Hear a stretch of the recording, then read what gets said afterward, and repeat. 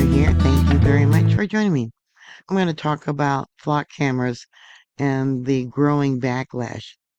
Also about foam attacks in South Carolina and hundreds of police misuse cases and the growing debate over surveillance.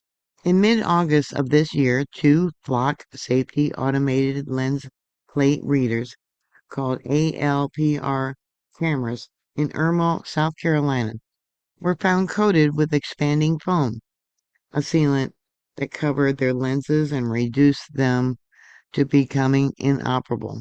The incident occurred weeks after the Irmo Town Council approved roughly $400,000, a contract to expand the town's network from 11 cameras to 33. $400,000 could have been spent from the city's general fund, that's where the money came from, to fill in potholes.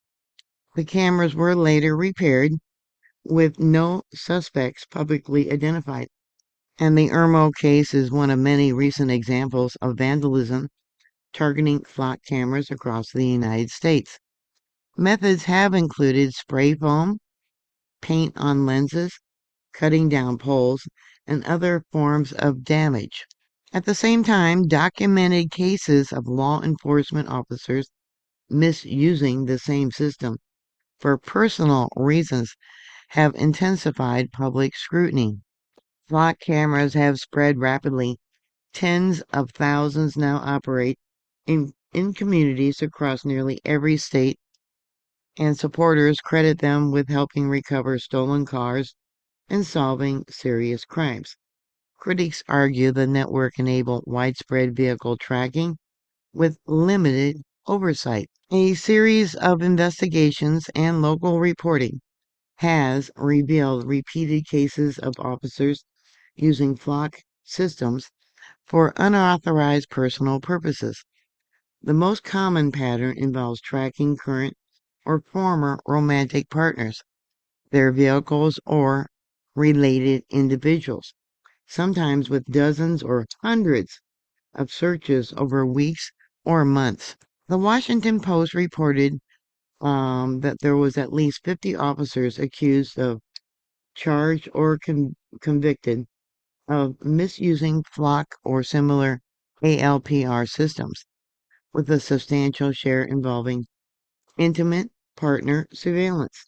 Cases have appeared in Washington, Georgia, Kansas, California, Florida, South Carolina, Texas, and other states.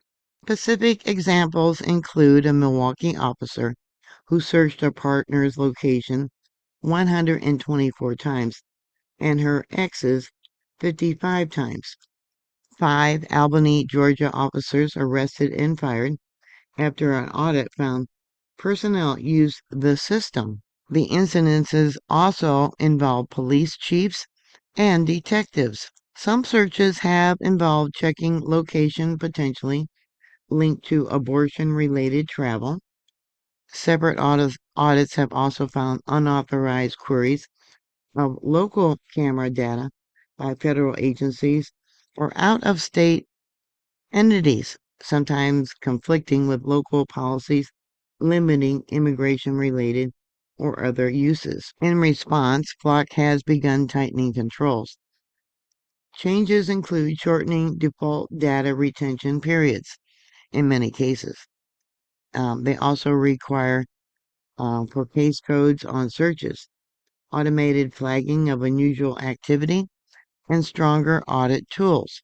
The company's CEO has acknowledged that stronger safeguards should have been implemented earlier. Because the network is shared across thousands of agencies, a simple search can pull data from a very large number of cameras with relatively little friction or paperwork required in many departments. Audits in places like Daytona, Ohio, Mountain View, and San Francisco, California, found thousands of improper searches. There's also been cases of passing information improperly. Isolated cases include officers looking up plates and sharing the results with people who are under investigation. There's been dozens of documented cases involving officers running repeated searches on vehicles linked to current or former partners or even their new partners. These searches often number in the dozens or hundreds over weeks or months with no legitimate investigation purpose. There's a website, all you have to type in is called Have I Been Flocked? And you put in your license plate number, and supposedly the data will show up there. I don't know because I don't have a car.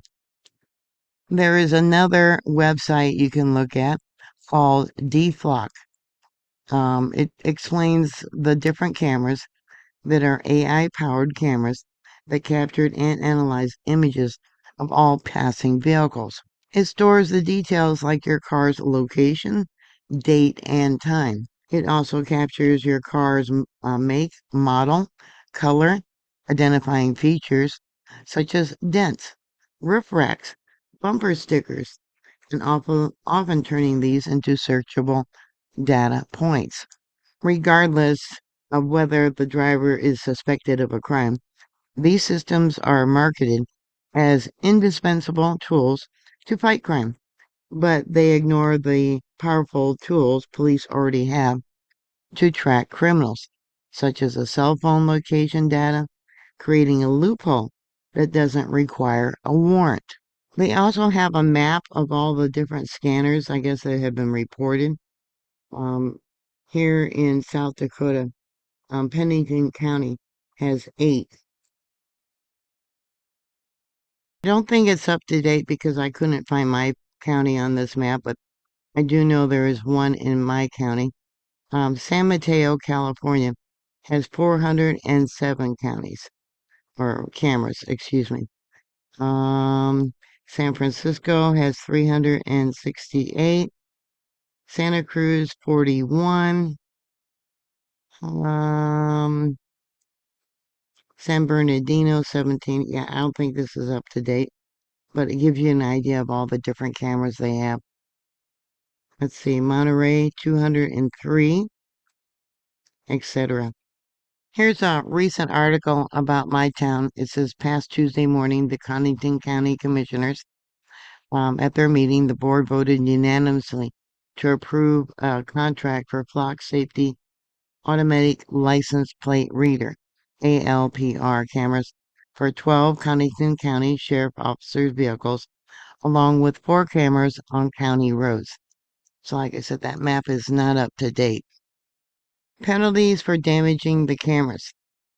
Intentionally damaging a flock camera is a crime under state property damage laws, typically charged as criminal mischief, malicious injury to property, or vandalism. Penalties hinge primarily on the dollar value of the damage. A single camera installation often costs about $2,000 to maybe $5,000 or more to replace. In South Carolina, damage of $2,000 or less is generally a misdemeanor, up to 30 days in jail and or a $1,000 fine. Damage above $2,000 can become a felony, carrying up to 5 to 10 years depending on the amount. Restoration is commonly ordered. Similar statutes apply nationally. Damaging multiple cameras frequently results in felony charges. Arrests have occurred in California, Florida, Georgia, New York, New Mexico, Virginia, Texas, and other states, sometimes with significant bail amounts. Privacy concerns or opposition to the technology do not provide a legal defense. Flock does offer a camera protection plan that can cover repairs or replacement for enrolled agencies, but this does not affect potential criminal liability for those who cause the damage. Flock cameras sit at the intersection of 2 competing priorities: the desire for effective crime fighting tools and concerns about mass surveillance, data security, and the potential for abuse by both private individuals and government officials. Documented cases of officer misconduct have fueled skepticism, while successful recovery of stolen vehicles and assistance in missing person cases sustain support among many police departments. I often wonder about police assistance in responding to different cases. Twice now, throughout my life, I have called for police assistance, and twice they never responded. The first time was, many years ago. It was an act of vandalism, and had to um, take the person and put them under citizen arrest and wait for the police to show up, and they never did. And then the other one was about not even a month ago. I had a noise complaint at 1 o'clock in the morning, and the officer never did a drive-through and to find out where the loud noise was coming from. So if police do not respond to, you know, call-ins, what can you do then? The recent incident, um, the excuse that was given to me about not responding to the noise complaint was that the officer was given the wrong street and blamed it on a new dispatcher. They got the street mixed up with another street. That was the officer's explanation. But yet they never called me back to find out, just exactly where the officer was supposed to respond to. So, what are your thoughts about these surveillance cameras? Are they really for our safety or just taking away more of our privacy? Put your thoughts and comments down below. Thank you for watching. Please like, share, and subscribe, and I'll talk to you later. God bless you. Bye.